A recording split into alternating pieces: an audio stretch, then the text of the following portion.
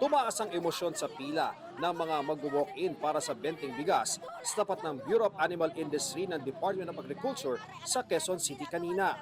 Ang iba sa kanila, alauna o alas 2 pa ng madaling araw dumating sa lugar. Napuna nilang may mas mabilis na nakakapasok sa compound ng bai.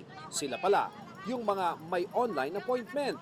Ayon sa isa sa mga marshal sa pila na taga Food Terminal Incorporated, hindi sila nagkulang sa pasabi sa publiko na mas mainam ang magpa-online appointment. Meron pong post po sa Kadiwa, sa Facebook page po ng Kadiwa. Mga last week pa po yun. Na kailangan mag-online na. Opo, opo. Kailangan po magpa-online appointment na. Nakasaad sa post sa Kadiwa noong April 4 na simula April 6, ipatutupad na ang appointment system. Inihiling din nila na iwasan ang pagpila ng sobrang aga. Kanina, nasa 500 ang may online appointment. Kabilang ang senior citizen na si Nelia Galan. Naka-follow po kasi ako sa Kadiwa, tapos inopen ko lang po yung link.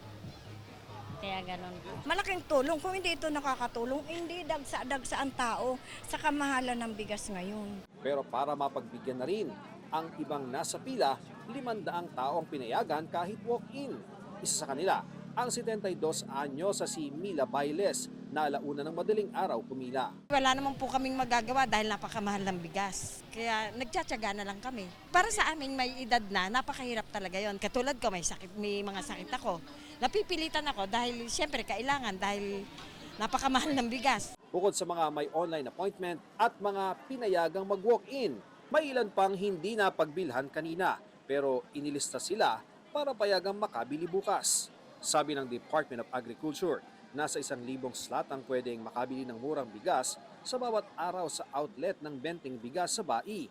Paglilinaw ng DA, may online appointment man o wala, basta kabilang sa mga benepisyaryo makakabili ng benteng bigas.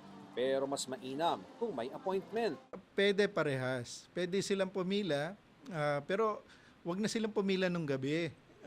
Ma-accommodate naman sila doon sa umaga para hindi kailangan nila matulog doon. Basta nabigyan sila ng number, irerespeto naman 'yon doon sa ating pagbilihan.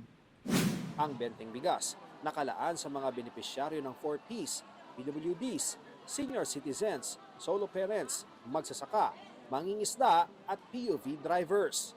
10 kilos lang kada araw kada benepisyaryo at 30 kilos naman sa loob ng isang buwan. Ayon sa DA, nananatiling matatag ang supply at presyo ng bigas sa bansa.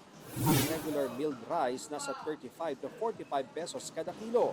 Ang well-milled rice umaabot sa 40 to 48 pesos per kilo.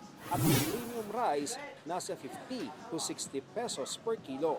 Pero may inaasahan kayang taas presyo sa gitna ng panibagong mega oil price hike bukas? I cannot say that. Siguro kung magtaas, hindi na ganun kalaki dahil hindi naman, kumbaga yun lang naman yung dahilan ng cost.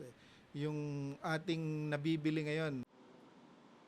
Sir, this is sabi picture ang 651. Saan ba yung mga 57 sites, Metro Manila. Kasi 50 plus sites lang naman.